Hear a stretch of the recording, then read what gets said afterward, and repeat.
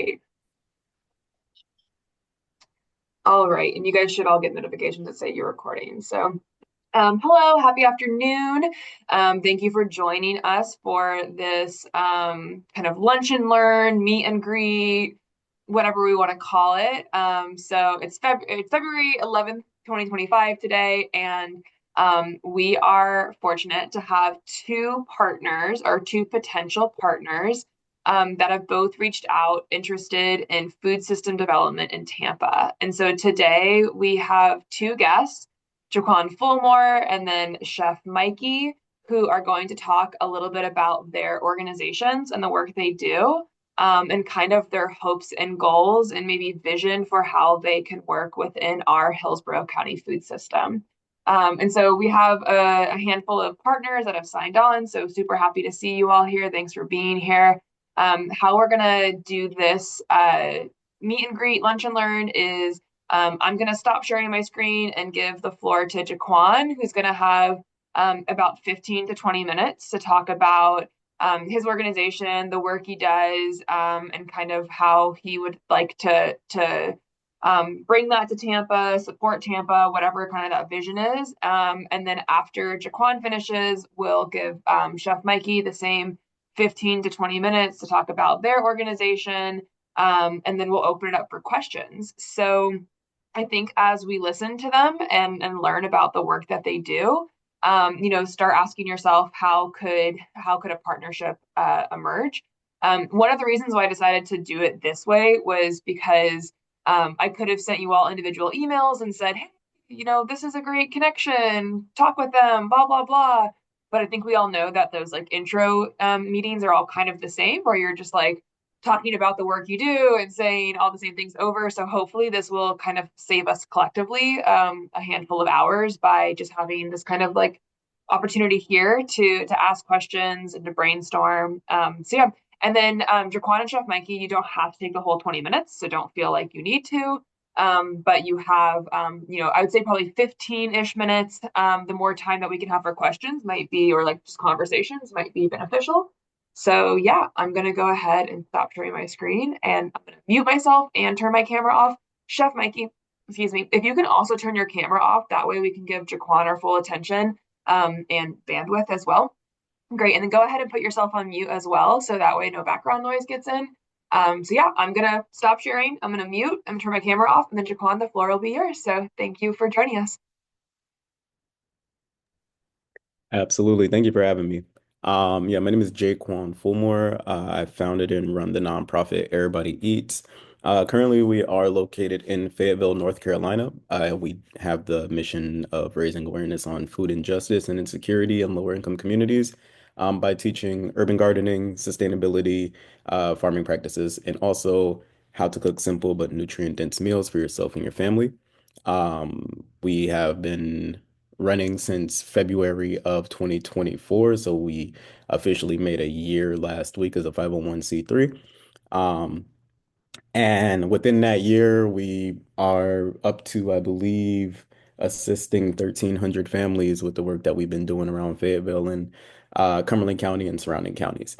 Um, Two of the things that we are big on working on this year itself is number one, building a community garden in partnership with Tampa. I lived in Tampa, or I lived in Central Florida for several years. I went to culinary school at Lake Cordon Bleu in Orlando. My family lived in Lakeland for a while, and I had a bunch of friends that went to USF, so I was back and forth in and out of Tampa. And just seeing how far Tampa's come as a sustainability minded city is really uh, something to see. I'm just so happy about it. And I would love to be a part of it. So, two initiatives that we are working on at the current moment, if I could share my screen really quickly. Doo-doo-doo. Okay. Okay. Doo-doo-doo. Is our From Trap House to Greenhouse project. And so From Trap House to Greenhouse is a food insecurity initiative where we are hoping to turn foreclosed homes, lots, and overall areas that are considered blights into thriving green spaces. And so this is honestly just a slideshow to go over what that initiative is, what it means. And so we do have the big point to addressing food insecurity. A lot of people don't understand what it really means to be food insecure. And we really want to push the thought process that just because you have food at the house doesn't mean that you're being properly fed. Nourishing your body and satiating your hunger are two different things. So we have a big emphasis on hydroponics and vertical gardening. We are hoping to grow up instead of out since we are looking to work in smaller spaces than a community garden would allow. And emphasizing the reverse broken window theory, which suggests that visible signs of care, investment, and positive change within a community can foster pride, respect, and further improvements. Which is the reverse of the broken window theory that says visible signs of disorder or neglect encourage further disorder and crime. So out here in Fayetteville, we are currently working on specifically transforming foreclosed homes into green spaces.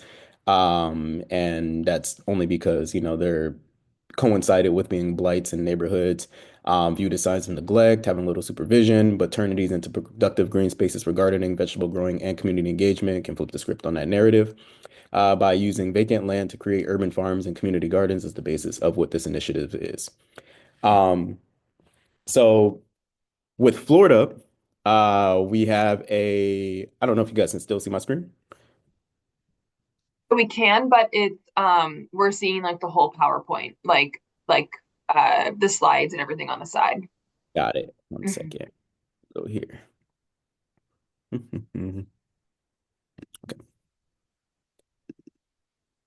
Okay. So in Florida, I also have an urban agriculture curriculum that I am working on for Zone 10A. And so one of the differences in the community gardens that I am trying to potentially build through my organization and our partners, the key difference is we want to use this garden as an outdoor classroom. And it provides students with practical experiences in small to medium scale container growing, hydroponics, and sustainability practices while fostering community engagement. Um, we really do want to reinforce STEM concepts, which is biology, environmental science, engineering, maths.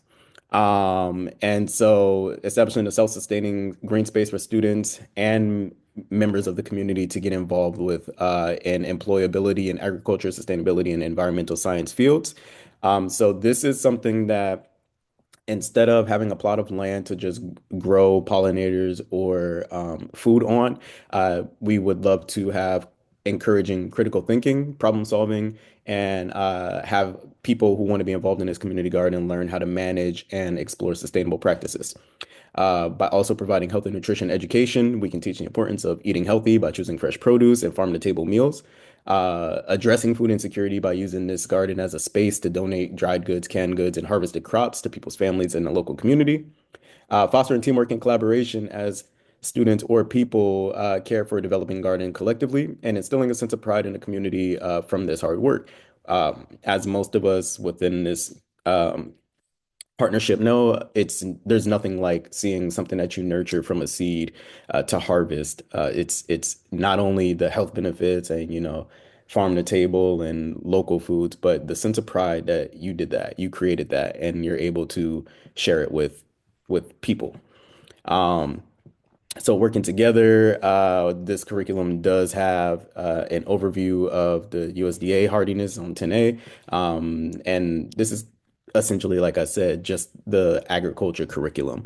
So just teaching members of the community about soil health and composting, sustainable container gardening, hydroponics, nutrient management for hydroponics, pest and disease management, because we really don't want to deter our pests with chemicals and pesticides, teaching them seasonal planting and crop selection, vertical and space efficient gardening, pollinators and diversity, community engagement and food justice. That's really the big emphasis here is food injustice, food insecurity, teaching people how to kind of see that, and pushing for local local politicians or our councilmen and our city to kind of make it a lot easier for us to get over that hurdle of food injustice and food insecurity. And then finally, maintenance and reflection with ongoing care and monitoring of plants, evaluating system efficiencies and making improvements. And we want everyone to understand the fundamentals of urban agriculture, develop practical skills, implement sustainable practices in small scale farming, engage the local community to promote food justice, and collaborating and designing, maintaining a green space. We're not hoping to, or the goal isn't to have an entire farm. We would love to teach people how to be able to grow their own food in small spaces, container gardening, growing up instead of out, like I was explaining before. This is something that not only people who are wanting to be involved in learning about gardening can be in, but local businesses as well. Local businesses may want to be a part of getting education resources out to the people who are hoping to learn this. Job training and employment opportunities. The people who want to work with this garden and work on this garden can develop skills in sustainable agriculture, which other businesses may find valuable. Marketing and community engagement. The initiative can gain positive PR by contributing to local sustainability efforts. Um, of course, other nonprofits, those are people, nonprofits helping nonprofits is something that's really big in my personal opinion. And police and fire departments, the relationship, especially, these days can be a little shaky between law enforcement authorities, but these are people that do experience the and witness the lifestyles of the communities that we want to help. So making them a part of this initiative and a part of what we have going on is actually super important for not only their PR, but recognizing that they are here to help us as well. And that's my presentation. I know I speak a little fast. I am also a little nervous, but I appreciate you guys for listening. I will no reason to be nervous. You did great, and we're so appreciative that you're here. But yeah, that was wonderful. That was a lot of information. You've obviously put a lot of time and reflection into it. So thank you for kind of coming with that. We'll just kind of move on to Chef Mikey and then allow him to do his presentation, and then we'll open the floor for questions, and maybe some other partners can introduce themselves and talk about the work that they do as well. So, Chef Mikey, if you want to turn your camera on, and unmute yourself, then I will pull up your website. And you can go ahead and Okay, thank you. Great job putting this together, Monica, and thank you. So I've been a chef. Yeah, you can just pull up the other one with the two there. Yeah, that's it, the Nutrition Island one. So I've been a chef for 53 years, and I'm actually growing the beard because I want to play Santa Claus. Uh, in 2006, I created the Chef Mikey mascot and I wrote some comic strips. So I've been working to figure out how to monetize Chef Mikey for quite a long time. Last year, we created the e-learning program Nutrition Island, where there are 10 foods on there where the children from second to sixth grade learn about them. And I am part of the American Culinary Federation, and Vanessa Marquis is headquartered there in Tampa. She's the president of that chapter. I'm actually her advisor for the Chef and Child Foundation, which is an educational piece of the American Culinary Federation. So what we do is we connect. Bozeman School District instantly picked up our e-learning program. We all know that the teacher shortage, we all know that piece, and we all know that children need to begin to learn earlier about healthier choice foods. So we don't use the term healthy, we use scientifically supported healthier choice foods. For instance, Dr. John LaPuma and other doctors state that dark chocolate can help reduce your blood pressure. We know that Greek yogurt is good for you, maybe even can help you sleep. And there was a 12-year-old that did a study about green tea that helped reduce cancer. So that's the nutrition side of it. Uh, I go into the schools and connect with the health enhancement teacher, and I've been doing that for the last year, and the kids absolutely love it. So research shows that children form a parasocial relationship with mascots, even better if it's a real person, and even better if it's gamified. So this is an e-learning program that anybody can use, and it is free. And I'll just put the links. And we are also already part of the USDA's Agricultural Marketing Service. That's the second link there in the chat. So our goal is to create 100 foods on here, and we're doing that now with Powtoon, and then have the children connect to our Kahoot EDU, and then increase their learning. So by the time the child leaves the sixth grade, they can identify 100 healthier choice foods and be able to cook 21 healthier choice meals. That's our goal. That's what we do. So the reason we connect with Hillsborough is because what we're looking to do is, obviously I can't be in all these states at all the time. So we're looking to create funding through our social benefit business and hire chefs at a sustainable rate to present Nutrition Island across the country. So that's a great connection for Hillsborough. We can hire a chef down there, and then they can present Nutrition Island, and the kids can learn about these healthier choice foods. Uh, and that's it. It's simple. It's a great way. We know that kids. I'm a substitute teacher also, and I see the kids using all these e-learning programs. And this is a great way just to introduce that. Chef Mikey and Bev introduced the healthier choice foods. They remember Chef Mikey. I don't know if anybody saw the Cactus Buddy. McDonald's wanted to sell more Happy Meals to adults, so they created Cactus Buddy, and they actually increased their business by 10%. So mascots aligned with food, and why not Chef, and why not Chef Mikey? So that's what we do. It's pretty simple. And then we're going to be looking for, so on the social benefit business. I don't know if everyone is familiar with that, but our operating agreement reads that Chef Mikey will make a salary of what a chef makes wherever he lives, and then 90% of the funds will go towards the purchase of healthier choice foods for those in needs.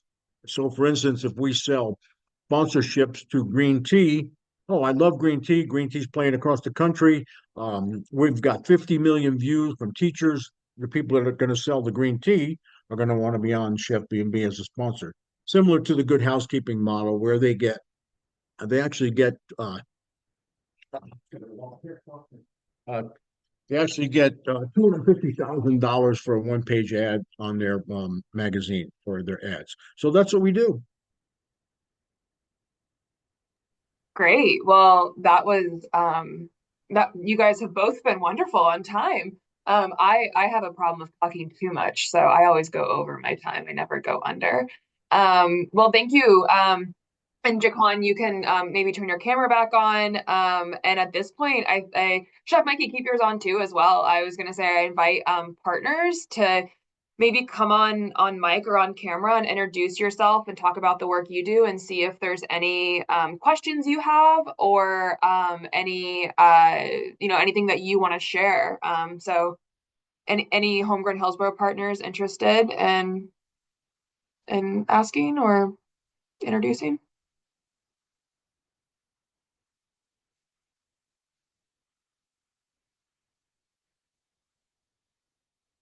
All right. Well, that's fine. I guess do either of our guests have any kind of thing that you want to maybe like wrap up or any way that people can contact you? I can also share your like emails in the platform. So I'll go ahead and turn this into a YouTube video. And then oh yay, I see Roots and Shoots wants to come and talk. But so I'll turn this into a YouTube video. I'll post it in our platform, and then I can share your emails with any network partners that weren't able to make it. So take the floor. Well, let me just add, did you want to go ahead, Miss? I'm not sure. What is your name, Roots and Shoots there? Oh, sorry. My name is Bonnie. It just defaults to our organizational ID. Sorry about that. So, yeah, J'Kwan, I lived in the Raleigh area for many years and in my job traveled a lot in North Carolina, so I understand Fayetteville pretty well, and I apologize, I'm under the weather here. So anyway, but in my present role, I'm not sure if you guys are familiar with the Jane Goodall's Roots and Shoots program, if you've ever heard of that before. Yeah, it's the youth program of the Jane Goodall Institute. So that is my employer. But we have a new initiative where we have local coordinators in some major metropolitan areas across the US. And I was fortunate to take on that role for the Tampa Bay area. And gardening is always a really popular Roots and Shoots endeavor. Kids really love gardening and getting involved in gardening. So And we also have a very strong, I'm sure Monica has already explained to you, but we have a really strong community garden movement in the Tampa Bay area, and a coalition of community gardens that's there as a infrastructure for support. But anyway, yeah, I would just love to know how to get in touch with you, and see if there's some potential collaborations. My focus would be mostly the youth component, because Roots and Shoots is a youth program. But getting kids involved in your gardening endeavors, I would be really interested in talking about that. Absolutely, and I appreciate that. So we also are what's the word I'm looking for? Pinpointing, I'll say. Pinpointing the youth as well.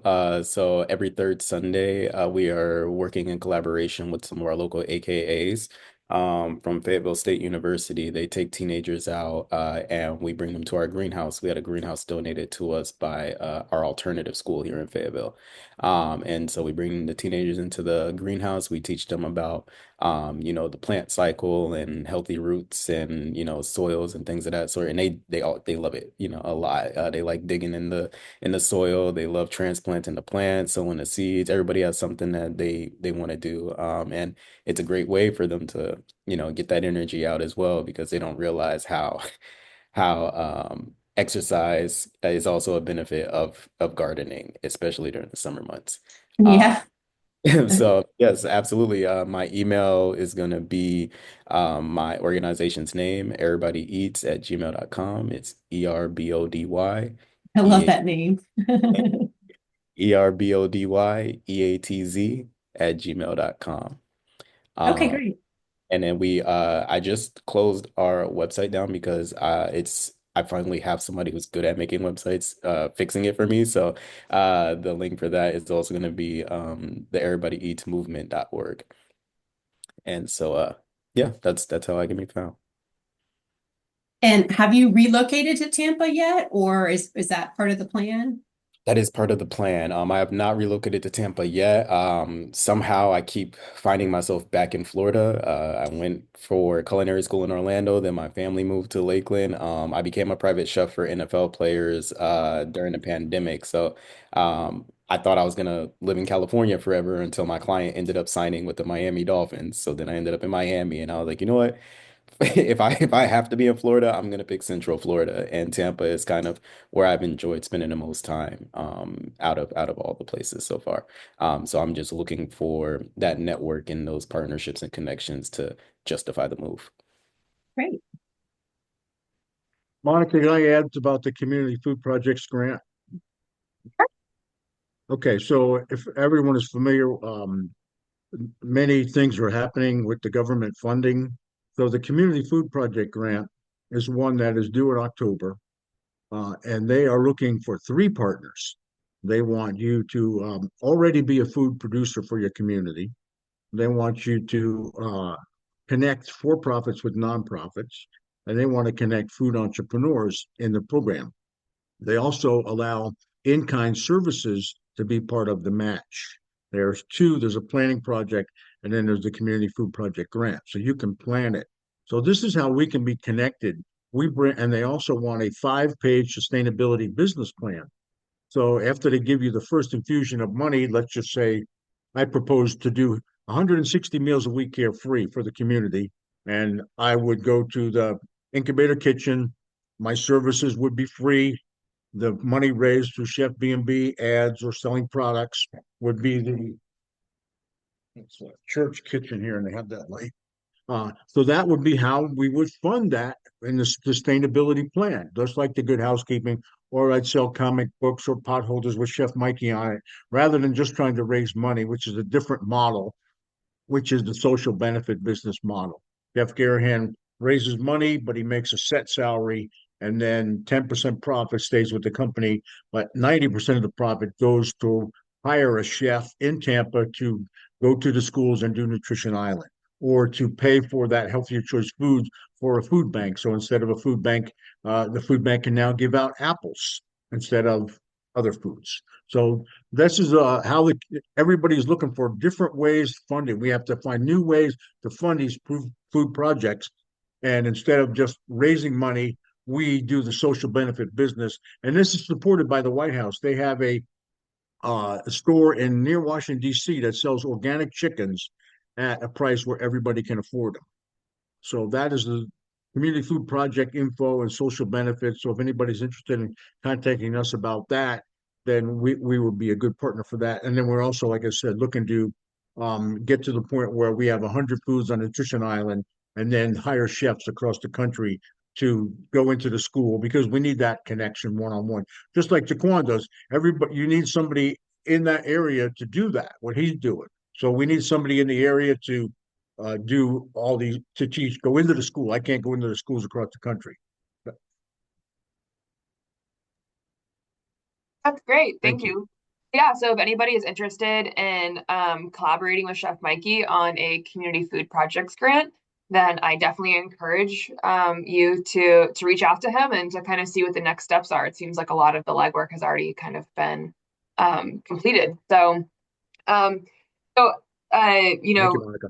yeah, of course. I'm going to kind of give another opportunity for any more questions or introductions or points of clarification. And then, like I said, after that, I will post this for anybody who missed it. And I'll also post the email addresses of our guests in the platform so that way you can reach out to them directly. So, any kind of closing thoughts? Hey Monica, it's Nicole. Hey, Nicole. Hi. Sorry y'all, I'm not able to get my camera off for whatever reason, but anyway, um thanks both of you for your interest in collaborating with those of us down here in the Tampa Bay area. I am the executive director or founder of Project Feeding Ground, which is a nonprofit organization, fairly new, established last year.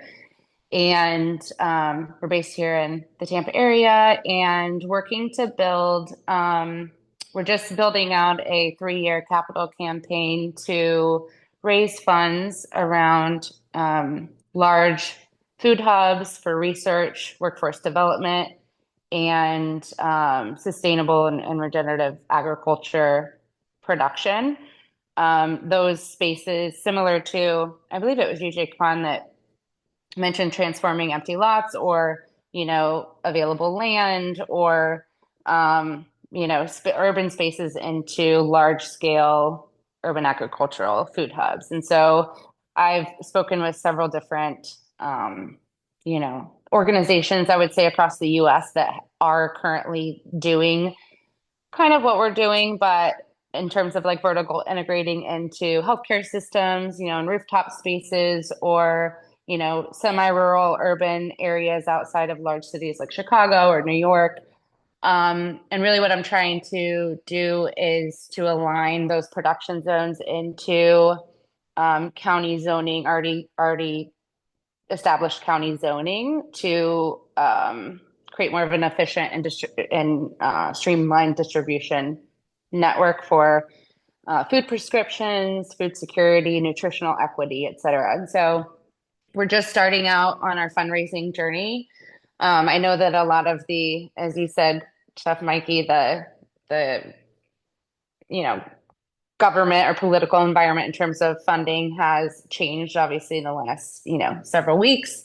And so we're doing a lot of research. I have a background in corporate fundraising, so I've worked with a lot of private entities around philanthropic giving, and so that's kind of our focus, given the kind of uncertainty of government funding. But I wanted to reach out and introduce myself as one of the biggest components of what we're doing will obviously be education within the workforce development side of our programs. And so I think that one of my questions would be, within that workforce development program, we will be developing kind of like a agricultural curriculum for people looking to become farmers or to, establish their own farms, whether that be in small spaces or like 1 acre, 2 acre spaces. And so obviously that will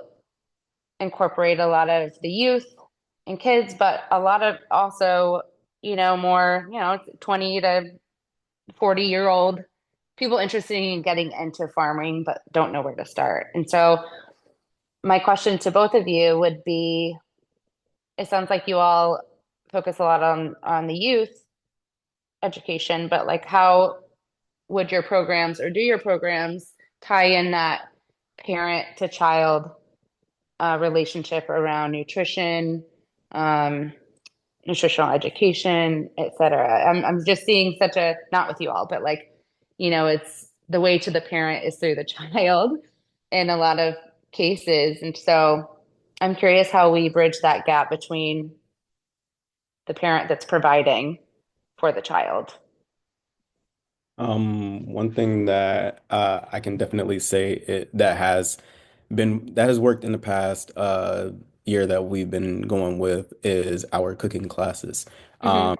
Um, we've been hosting free cooking classes for the community, until we reach capacity for the coffee cafe that was allowed. Hmm.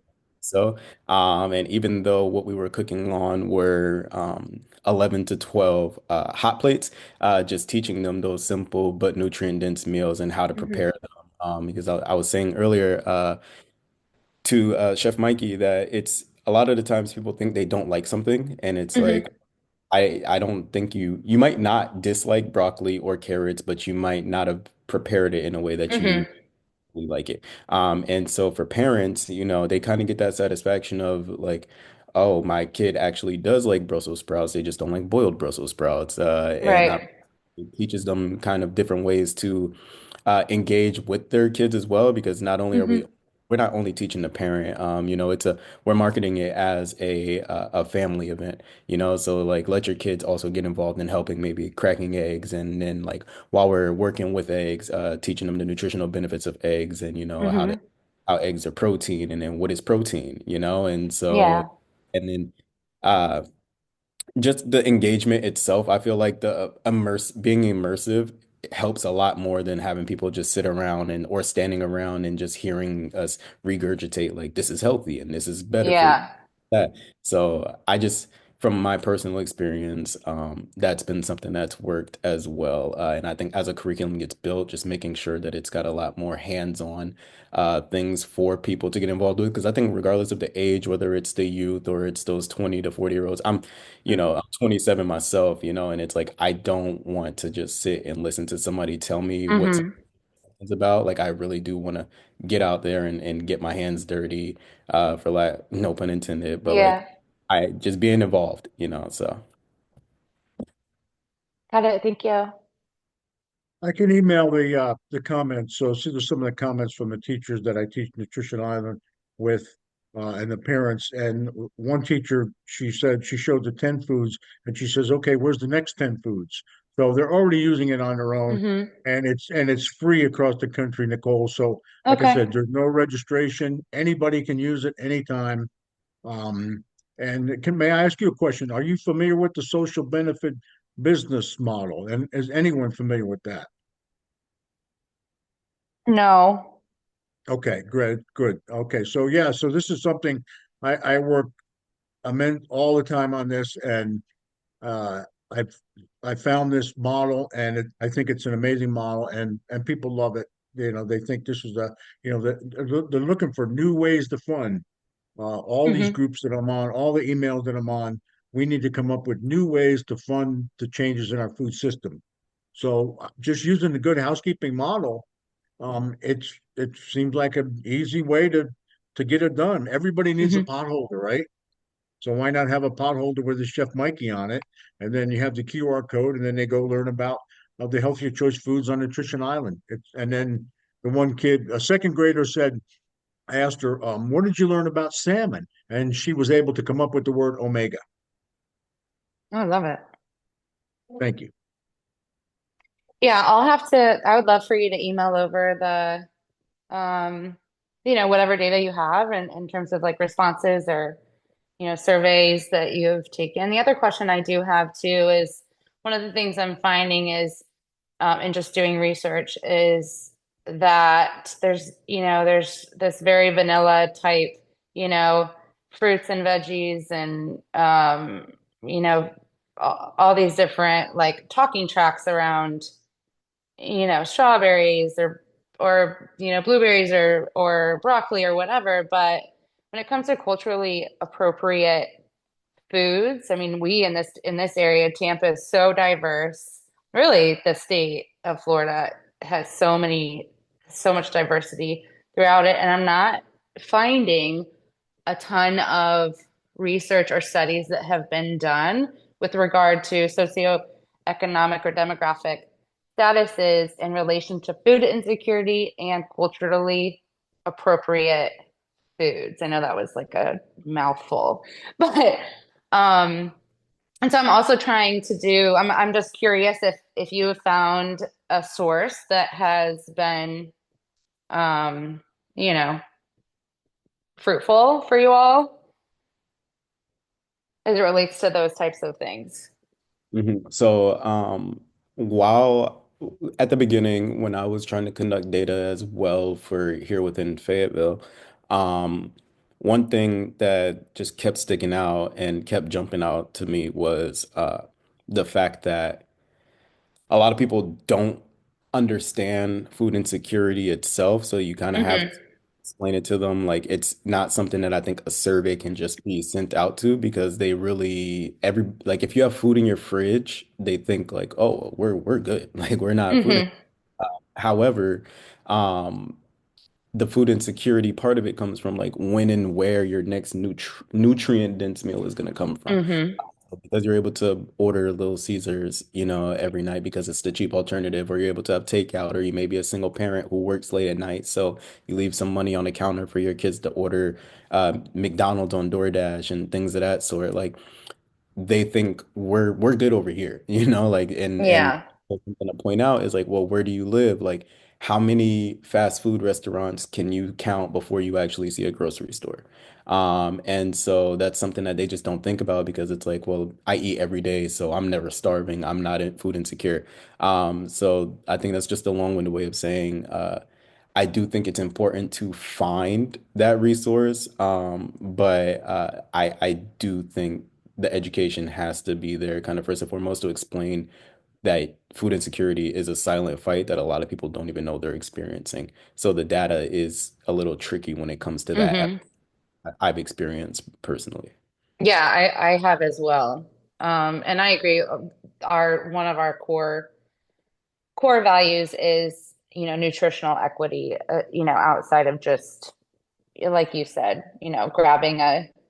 grabbing something from, the nearest gas station. And just in Florida in general, the population as a whole, less than 30% of people live within a half mile of a healthy food source. And so that's below the national average. And each county obviously is much different, but there's actually a food insecurity index. I'm not sure if you've come across it, but I've been, just pulling different data points out of there. It's called Food Insecurity Index, all for Health Florida, FL.org. And you can filter by zip code or county and go from 2024 all the way back to 2020 on the different uh, percentages and ranks and population around food insecurity. And so that might be a good resource for you all. But um, yeah, I just kind of wanted to mention that too. But agreed wholeheartedly, and that the nutritional equity is a huge part of what the education piece around, what food insecurity even means. I just want to add the CDC piece of research. So the CDC suggested that children need 50 hours a year of nutritional education for any behavioral change, and Hmm. they only get 10. So teacher Got shortage, it. this is why we love. And one other piece I'll finish with, the produce prescription program has a lot of challenges in that. Hmm. So simply what I want to do is, have collect Emory College in Atlanta has a food program by students. They collect everything that's left over locally and from the food banks, and they prepare it and they give it to cancer patients. So Hmm. why not offer a roasted vegetable program? So instead of getting a raw box of vegetables, which they Hmm. don't like, then Chef Mikey will prepare them roasted vegetables, and then they can come and pick them up free. bypass all the regs.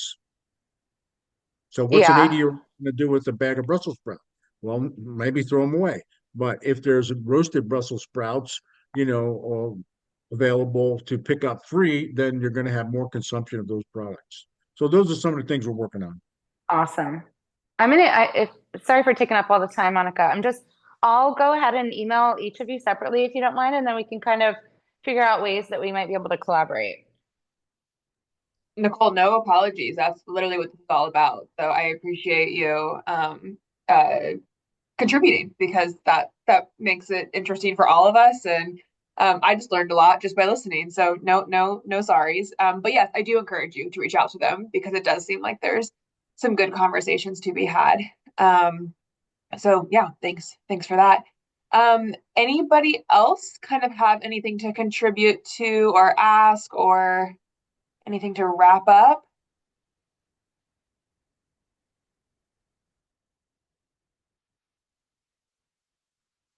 All right. Well, oh, okay. I see Xavier.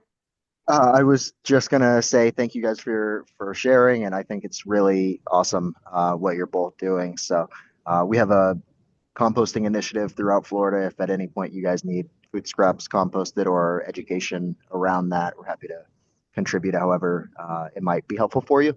But just wanted to give you both good luck in your new entrepreneurial journeys, and it sounds like you both have really great programs. So Appreciate it. thanks for Thank you. being here and showing it.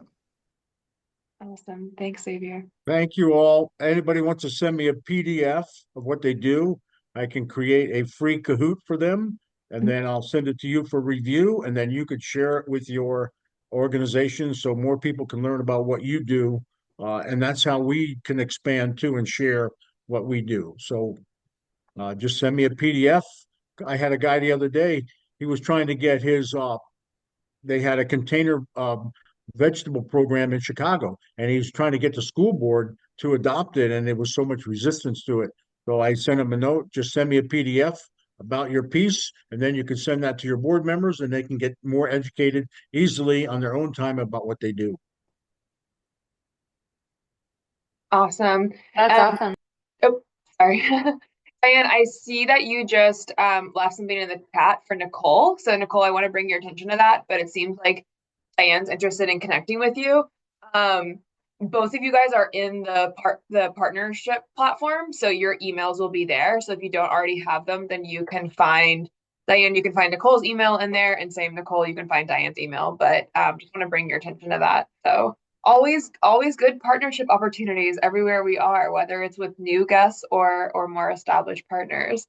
So okay, great. Well, thank you everybody for tuning in. I hope this was useful and helpful. I think that we'll probably try to do more things like this, whether it is from potential partners or from established partners that want to share more about the work that they're doing.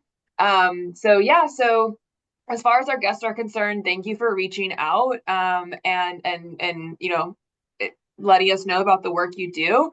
We're hoping to be off to the races soon. So Homegrown Hillsborough just kind of started on this new phase of our work, which is implementation. So we have 3 working groups that are going to kind of set our priorities, and we're recruiting leadership right now. And our working groups are economic development, food access, and food production. So kind of based on what comes out of those working groups, there could be potential to partner with organizations like yourself, or maybe have you come down as a guest speaker, or even just to learn from each other. So so keep us in mind. And if you do make it to the Sunshine State, let us know. A lot of our partners have really cool facilities and gardens and farms that are definitely worth checking out. So yeah, thanks again to everybody for tuning in. Thank you for our guests for presenting. And I'll catch you all soon. Thank you again.